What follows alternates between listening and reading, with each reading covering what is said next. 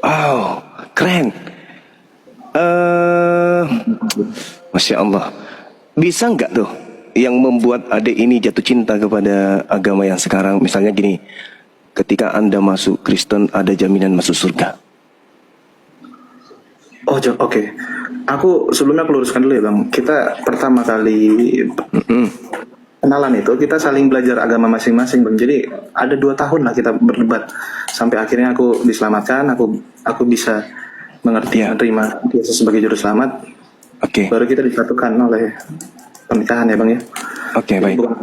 Dari awal kita bukan langsung pindah gitu loh. Ya, nah sekarang saya pingin, kan ada ini 2 tahun, berarti kan ilmunya sudah mencakup sampai menjadi pilihan hidup murtad. Itu kan hak prerogatif masing-masing orang. Nah, saya pingin jatuh cinta dengan keadaan itu. Ada nggak kemudian ilmu yang bisa saya pahami, begitu saya pindah ke Kristen, saya ada jaminan dari Yesus untuk masuk surga? Karena orang beragama itu kan endingnya surga. Orang masuk Islam endingnya surga, orang masuk Kristen endingnya surga. Ada nggak di Kristen itu jaminan surga dari Yesus langsung? Oke, jaminan surga itu sendiri nggak ada ya Bang. Kita nggak dijamin masuk surga kecuali kita menjadi Kristus. Sementara itu dia yang saya minta. Itu dia yang saya minta. Di mana tertulis itu jaminan surganya apabila kita menjadi Kristus? Itu tertulis di mana? Kalau yang aku pahami sekarang, tidak ada keselamatan melalui aku, firman Tuhan Yesus. Tidak ada keselamatan. Yang saya tahu loh, yang saya tahu jaminan untuk Kristen itu neraka dari Yesus. Itu yang saya tahu. Dari ayat apa itu Bang, biar sama-sama kita baca. Matius 7, nomor 22 sampai 23. Disimpan dulu. Ya, silakan.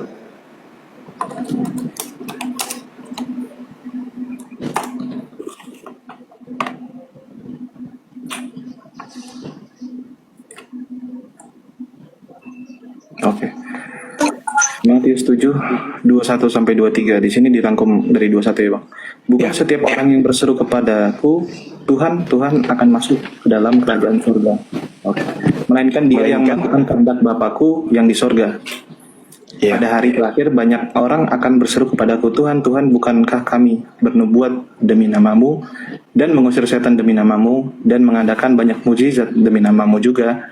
Pada waktu itulah aku akan berterus terang kepada mereka dan berkata, aku tidak pernah mengenal kamu, enyahlah daripadaku, kamu sekalian pembuat kejahatan. Oke. Yang diusir ini siapa? Dari pemahaman kami ini untuk orang Farisi Bang. Khusus untuk orang Farisi yang mengetahui kehendak Tuhan tapi tidak menjalankan, tidak berperilaku Kristus seperti seharusnya. Oke, Paulus orang Farisi atau bukan? Paulus orang. Sebentar ya Bang. Baca. Kalau boleh sambil diinformasikan aja. Bang Zuma kan yang aku tahu kan lebih paham mempelajari Alkitab juga. Iya. Jadi cara belajarnya Filipi 3 mudah dikasih tahu, lalu kita cari tahu bersama gitu. Oke, Filipi 3 nomor 5 coba baca. Oke, di sini tertulis Filipi 3 ayat 5. Seorang Farisi. Ini ayatnya bukan ayat ini. Nomor 5 ya, nomor 5 bukan ayat. Kalau ayat itu Al-Quran. Nomor 5. Terus pertanyaannya, kalau kamu sebelum pengikut Allah, kamu pengikut Allah enggak? Tapi setelah kamu menjadi pengikut Allah, kamu pengikut Allah enggak? Iya, pengikut Allah. Itu istilahnya sederhana itu. 2 di situ dia banyak banget. Ayat 5. Oke, nggak apa-apa. 1000 pun nggak apa-apa. Yang penting pakai akal tapi ya. Filipi 3 ayat 5 Bang. Iya. Iya, nomor 5 iya. Yang tentang sunat ini Bang. Iya, dan Paulus adalah orang. Saya disunat waktu berumur seminggu. Saya keturunan Israel dari suku Benyamin. Saya orang Ibrani murni karena orang tua saya keduanya Ibrani. Saya juga anggota kelompok Farisi, sehingga jelas bahwa saya sangat menaati semua hukum Taurat saat itu ya. Saya pun begitu semangat berjuang mempertahankan agama Yahudi sehingga pernah menganiaya orang-orang yang percaya kepada Yesus. Pada waktu sekarang yang mengaku Farisi di sini Paulus kan? Iya, pergumulannya dia pernah menganiaya orang. Oke. Sekarang ketika adik tadi membaca Matius 7 nomor 21, kan ungkapan saya, jaminan Yesus terhadap orang Kristen itu adalah neraka, kan gitu ya. Kenapa saya katakan neraka? Karena orang jahat. Di dalam Matius 13 nomor 5, orang jahat itu dilemparkan ke dalam api neraka. Setahu saya, yang memanggil Yesus Tuhan itu Kristen, yang bernubuat, mengusir setan, bermujizat pakai nama Yesus itu Kristen, tak ada yang lain. Orang Yahudi kagak. Itu yang pertama. Yang kedua, di data 21-nya, melainkan yang melakukan kehendak Bapa. Kehendak Bapa itu perjanjian baru atau perjanjian lama? Di kitab apa itu, Bang? Enggak, sekarang pertanyaan saya, kehendak Bapa itu tertuang di perjanjian lama atau di perjanjian baru? Yang ada perjanjian baru. Ada di keduanya ya. Perjanjian baru. Di mana Bapak berfirman ke Lukas, Bapak berfirman ke Markus, Bapak berfirman ke Paulus? Bapak dia hanya untuk Ada nggak Bapak pernah berfirman kepada penulis kitab Wahyu? di perjanjian baru. Bapak langsung Kitab Lukas. Bapak langsung ngomong ke Iya. Di mana Bapak ngomong kepada Lukas? bilang aku yang kehendaki, kepada dia lah aku berkenan, apa yang ada dikatakan itu yang aku katakan. Itu ada di Alkitab. bukan ada di kitab pertanyaannya. Pertanyaannya kan harus kehendak Bapak, bukan kehendak Lukas. Kehendak Bapak, melainkan mereka yang melakukan kehendak Bapakku yang ada di surga, bukan Bapakku yang ada di Antioquia. Kalau Bapakku yang ada di Antioquia itu Paulus, yang di surga itu bukan Paulus. Sedangkan Kristen menyembah Yesus itu kehendak Paulus. Bingung, ada dua orang berbicara. Oke? Jadi yang masuk ke dalam surga itu adalah yang melakukan kehendak Bapa, bukan kehendak Paulus. Nah sekarang endingnya untuk dipelajari, penyaliban ini kehendak Bapa atau kehendak iblis? Ada banyak peran di situ ya, Bang. Kehendak, kalau takdirnya memang kehendak Bapa ya, Bang. Nah, mana dalilnya? Sebentar. Sama-sama kita kaji ya, Bang ya. Iya, sama-sama kita belajar, Dek. Barangkali kalau Bang Zuma tahu bisa dikasih tahu ayatnya, Bang, biar langsung kita belajar ke ayat. Kalau kehendak Bapa itu coba dibaca di Keluaran 23 nomor 7, nomor 8. Keluaran 27 nomor 8. 23 nomor 7 nomor 8. Oh, 23 nomor 7 sampai 8. Keluaran 23 nomor 7 ayat 7 sampai 8, tapi sampai 10 ya, coba biar ada lanjutannya.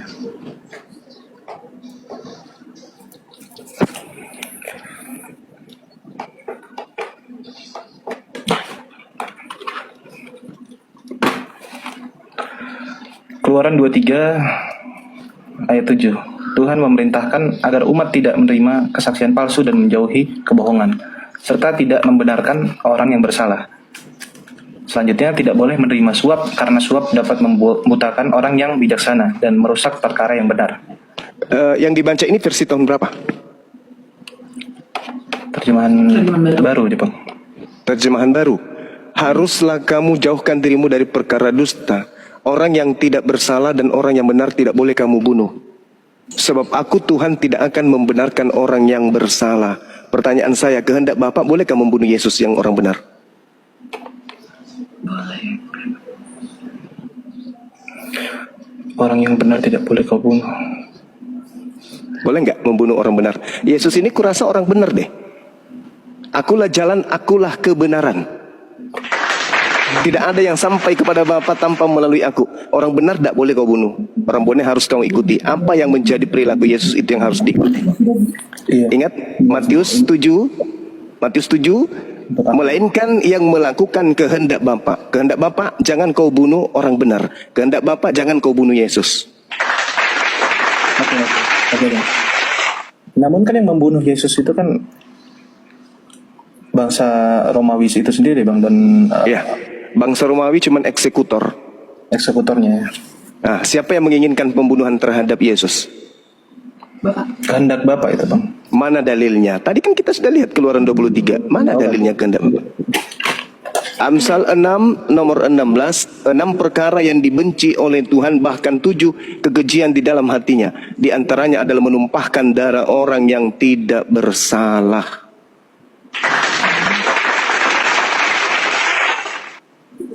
Nah, berhubung lagi dicari Bang, aku mau bertanya balik Bang. Silakan. Eksekutor yang membunuh Tuhan Yesus itu kan Romawi itu sendiri. Apakah dia Iya. masuk surga atau dia masuk neraka Bang? Jelas masuk neraka. Nggak boleh, jelas masuk neraka. Berarti Yang ayatnya itu dituju untuk eksekutornya dan para yang menginginkan Yesus itu mati sendiri kan Bang? Yes, makanya di dalam kitab saudara, di situ dikatakan di Matius 26 nomor 59, jelas sekali bahwa mereka menyerahkan Yesus dengan cara apa? Melakukan tipu muslihat, kesaksian-kesaksian palsu.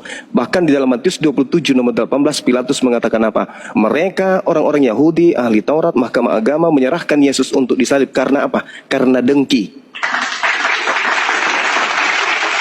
Kedengkian terhadap Yesus boleh dibunuh Yesus ini. Kan nggak boleh Yesus itu dibunuh. Nggak boleh. Dia orang suci kan? Iya. Bagi mereka wajar mereka masuk neraka karena mereka membunuh. Nah, sekarang yang menerima hasil kerjaan penghuni neraka apa?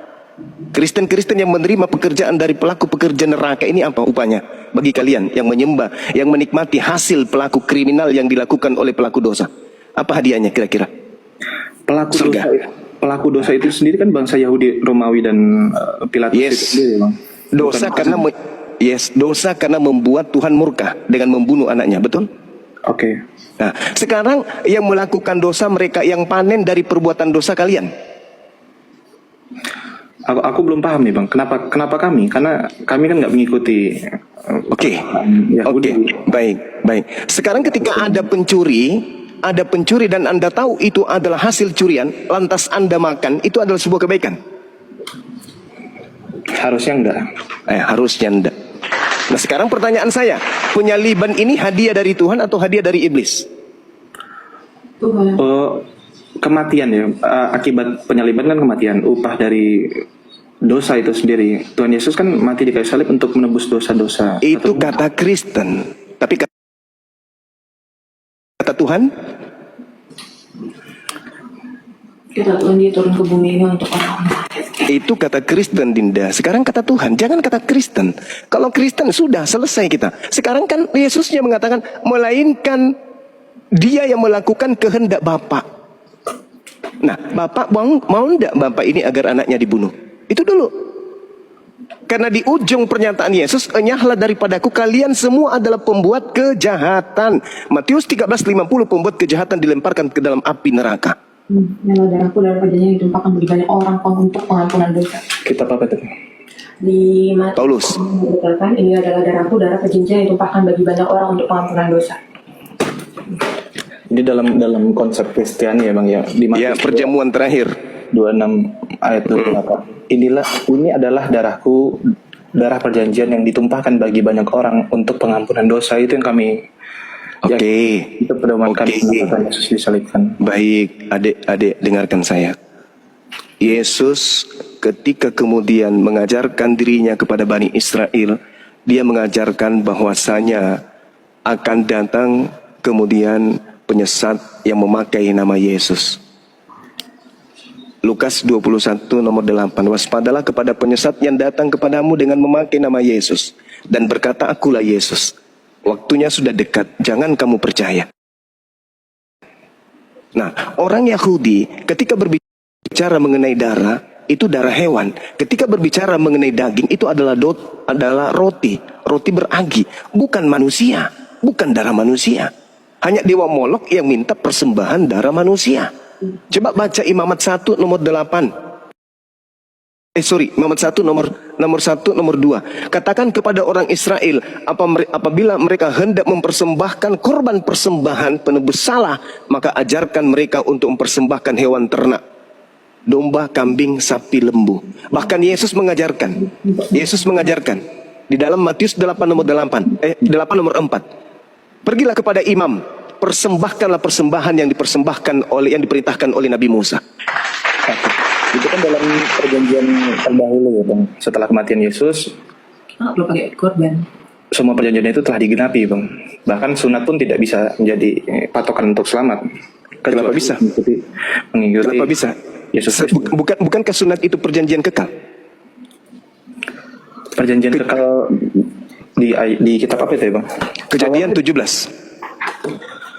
Hanya untuk umat Abraham, Bang. Oke, baik. Coba Anda, oke, baik. Berarti hukum Taurat itu hanya untuk Bani Israel.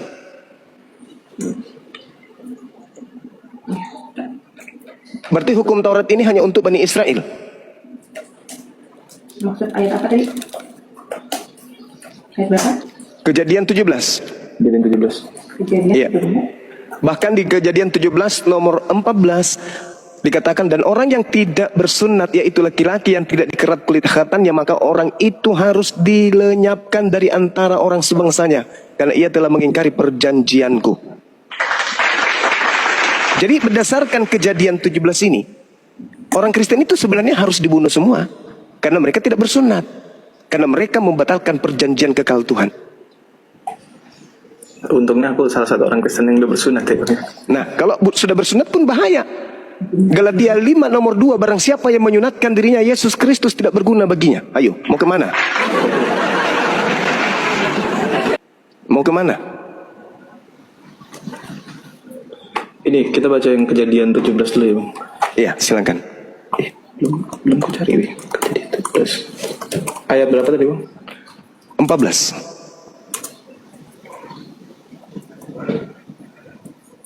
Dan orang yang tidak sunat, yakni laki-laki yang tidak dikerat kulit khatannya, maka orang itu harus dilenyapkan dari antara orang-orang sebangsanya, sebangsanya ya, Bang, bangsa Abraham pada saat itu.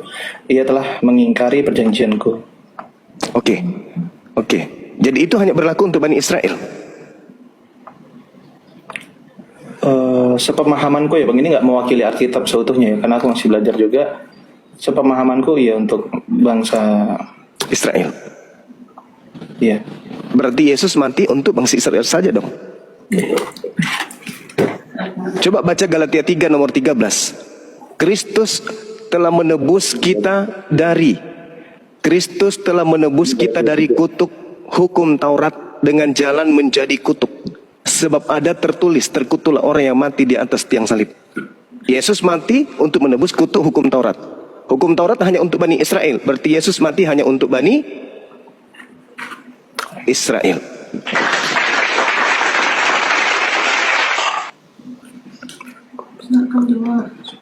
Setahu aku kan hukuman mati di kayu salib itu kan memang hukuman pada zaman itu ya, Bang. Iya, yang dihukum dalam Al-Quran surah Al-Ma'idah ayat 33, yang dihukum salib itu adalah orang terkutuk, orang yang membenci Tuhan, orang yang membenci utusan Tuhan. Al-Ma'idah ayat 33. Ulangan 21 nomor 22-23, yang dihukum salib itu adalah orang yang dikutuk Tuhan. Al-Quran dan kitabnya Yahudi sepakat bahwa yang disalib itu adalah orang terkutuk. Iya. Oke. Tapi yang hukum itu Menurut mereka ya. Menurut Al-Quran dan menurut ulangan kitabnya Yahudi, orang terkutuk yang mati digantung di salib. Menurut Paulus juga demikian. Menurut Pilatus kan Yesus ini kan yang terkutuk ya, Bang. Tapi kan kenyataannya kalau bagi Tuhan sendiri itu bukan orang yang terkutuk. Bahkan Ulangan 21 nomor 22-23. iya, di sini tertulis terkutuklah orang yang mati di kayu salib. Iya. Namun kan yang mengutuk Tuhan Yesus itu kan manusia itu sendiri, manusia dan iblis ya. Dari mana dalilnya? Kita tidak mau kepada Tuhan Yesus. Dari mana dalilnya? Ditangkap hingga disalibkan, Bang. Itu kan kemauan, bukan kemauan Tuhan. Kemauan Tuhan. Berarti itu yang dikutuk mereka itu kan bukan kemauan Tuhan, bukan orang yang dikutuk. Nah, ini yang dari tadi saya minta dalilnya, di mana Tuhan ingin membunuh Yesus. Bisa enggak kita lihat di dalam Kejadian 8? Di Yohanes 8. Yohanes 8. Iya. Yang ayat berapa? Ayat berapa? Ayat 37 deh. 37. Iya, 37, 38, 39. Satu perikop lah. Baca dari 37.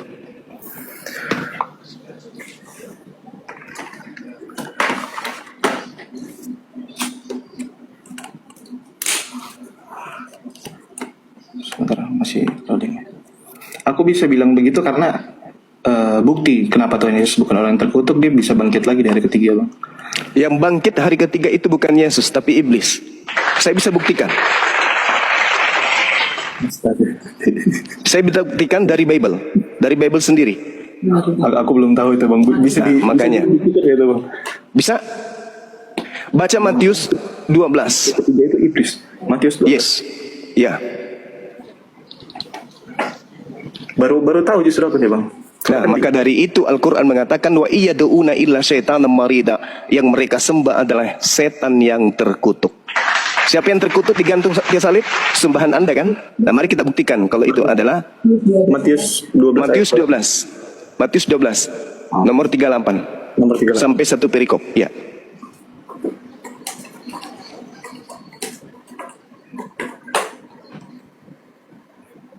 Jauh berapa ahli Taurat dan orang Farisi menjawabnya? Katanya Coba sini dibacain ke semuanya. Baca. Orang Farisi, Paulus lagi nih, kena lagi Paulus nih. Jangan di sini lah, di Alkitab sabda lah. itu ada penjelasan di Calvin. Saya bacakan boleh? Boleh, Bang. Pada waktu itu berkatalah beberapa ahli Taurat dan orang Farisi kepada Yesus, Guru, kami ingin melihat satu tanda daripadamu. Tetapi jawab Yesus kepada mereka. Dengarkan jawaban Yesus. Angkatan yang jahat. Orang Farisi disebut angkatan jahat. Angkatan jahat dan tidak setia ini menuntut satu tanda, tetapi kepada mereka tidak akan diberikan tanda selain tanda Yunus. Sebab seperti Yunus tinggal di dalam perut ikan 3 hari 3 malam, demikian juga anak manusia akan tinggal di dalam perut bumi 3 hari 3 malam. Kalau dia tinggal 3 hari 3 malam, berarti hari keberapa dia keluar dari perut bumi? Hari ketiga. Hari ketiga. Sekarang Anda baca Yesaya 14 nomor 12 sampai nomor 15. Akan bangkit bersama angkatan ini juga sebab orang ini itu bertobat setelah mendengar pemberitaan Yunus. Dan sesungguhnya yang ada di sini lebih daripada Yunus pada waktu penghakiman, ratu dari selatan itu akan bangkit bersama angkatan ini dan ia akan menghukumnya juga. Boleh ke Yesaya 14? Yesaya 14 ayat berapa? 12 sampai 15.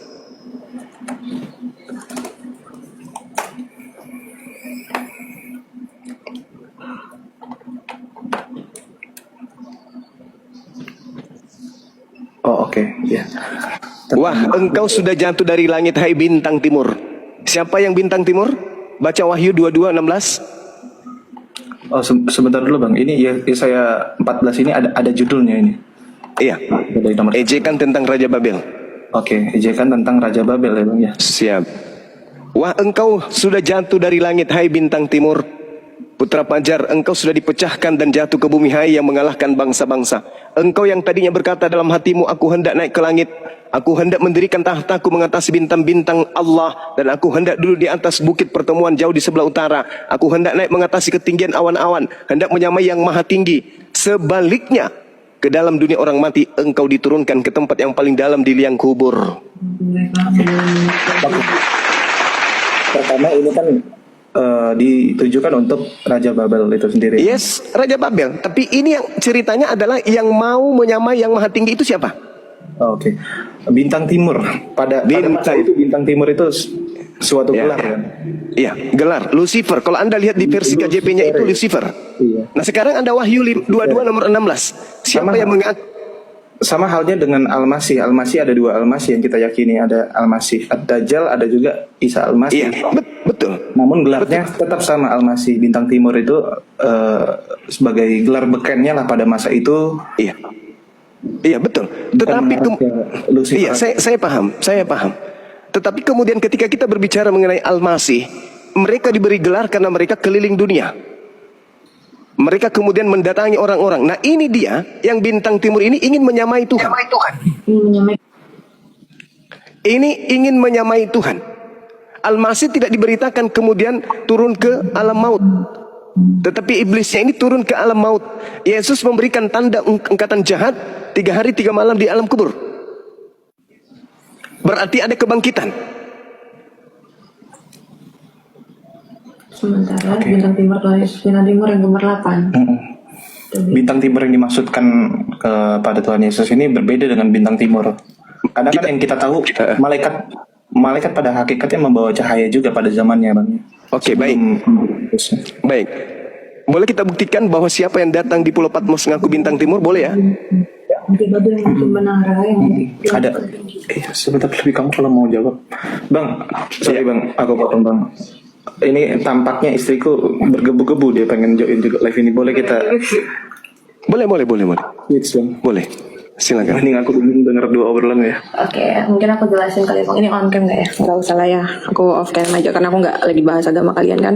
Jadi gini, itu kan penjelasannya tentang menara Babel yang dimana yang dimaksud untuk menyamai Tuhan. Pada waktu itu menara Babel dibangun tinggi banget dan mereka bilang mereka akan membangun menara itu sampai ke langit. Ya kan, kenapa dihancurkan? Karena mereka udah berpikir tuh. Jadi ini sebenarnya bukan ke iblis ya, sorry ya. Ini untuk Raja Babel yang serakah, yang sombong, yang mau menaikkan, yang mau membangun menara tertinggi, yang merasa bisa nih mau sampai nih ke surga. Nah, kenapa dia bintang timur yang dihancurkan? Mungkin kita belajar bahasa Indonesianya gini kali Bang ya. Aku sederhanain aja. Bintang timur yang gemerlapan itu sama bintang timur yang dihancurkan itu udah dua kata yang berbeda. Sementara ini bukan penyebutan untuk iblis tetapi untuk Raja Babel yang mempunyai kesombongan yang berpikir bisa menyamai Tuhan dengan membangunnya menara Babel. Setinggi-tingginya dia bilang dia akan membangunnya sampai ke surga dan akan bertemu Bapa di sana atau apalah yang dia bilangin itu. Intinya itu sih. Jadi dari dua kata yang berbeda ini yang dimana katanya bintang timur yang dihancurkan dan bintang timur yang bergemerlapan itu dua kata yang berbeda ya.